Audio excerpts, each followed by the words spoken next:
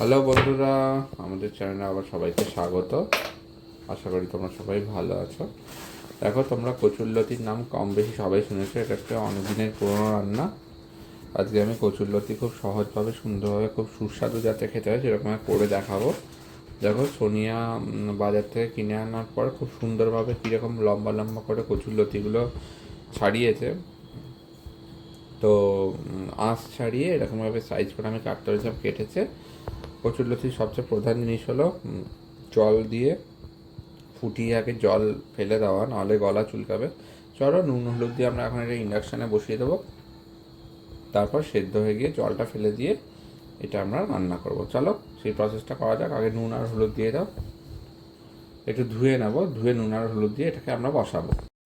দেখো বন্ধুরা, এই জল দিয়ে দেওয়া হয়েছে 10 থেকে 12 মিনিটে এটা আমাদের সেদ্ধ হয়ে যাবে। ডাঁটা মতন জিনিস তো। তো চলো, এরপরে আমাদের এর ভেতর দেওয়া হবে নুন আর হলুদ। খুবই সহজভাবে আমি করে দেখাচ্ছি, খুব টেস্টি হয় খেতে। নুন আর হলুদ দেওয়া হবে। দেখো, এই চলে গেল হলুদ। হলুদে বিষ ক্ষয় হয় সবাই জানো। আর চলে গেল 2 টেবিল স্পুন নুন। চলো, এবার ইন্ডাকশান স্টার্ট করে দেওয়া হবে। করে এটা ফুটে যাক 10 মিনিট, তারপর আমরা আবার ফিরে আসছি। দেখো বন্ধুরা, ফিরে এলাম 15 মিনিট পরে।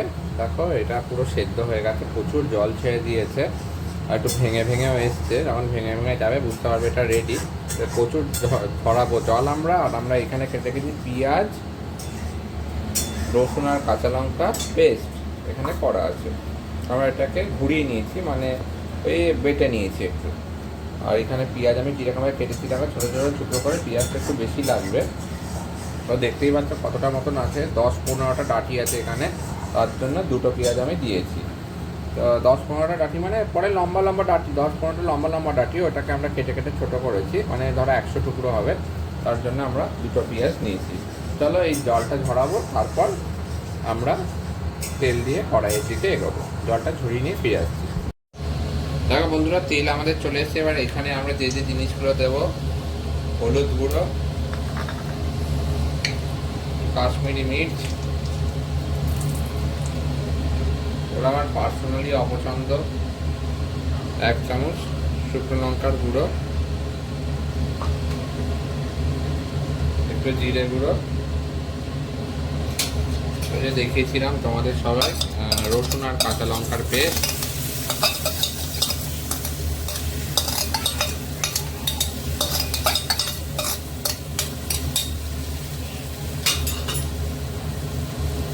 আর যে পেঁয়াজ বাটাটা করছে মানে পেঁয়াজ বাটা,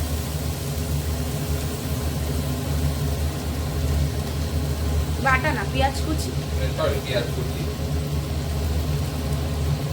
ধন্যবাদ দেওয়ার জন্য। পেঁয়াজ কুচি আর শুকনো লঙ্কা, কাঁচা লঙ্কার এটাও ভালো করে দিয়ে দিলাম, কাঁচা লঙ্কা রসুন কুচিটা। এবার এটা আমরা কাঁচা গন্ধ না যাওয়া পর্যন্ত ভালোভাবে করে নেবো। চলো, 2 মিনিট পরে আমরা ফিরে আসছি আবার। দেখো বন্ধুরা, মশলা আমাদের খুব সুন্দরভাবে রেডি হয়ে গেছে। এবার আমরা দেবো এটার পরিমাণ মতো নুন। কাঁচা গন্ধ পুরো চলে গেছে, নুনটা আমাদের চলে গেল। এই যে এবার মেশাবো আমরা এর ভেতর কচুটা।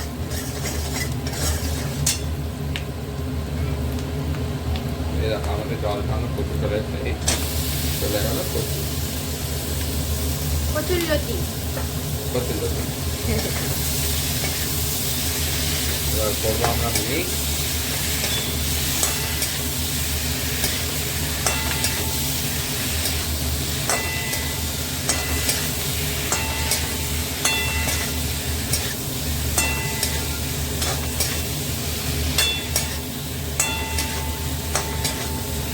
আর লাস্টে এরপর দেবো আমরা, যেহেতু কচুটা অনেকটা গলা চুলটা, একটুখানি লেবুর রস, হাফ লেবু আমি কেটে রেখেছি, লেবুর রস আমি একটু ছড়িয়ে দিলাম।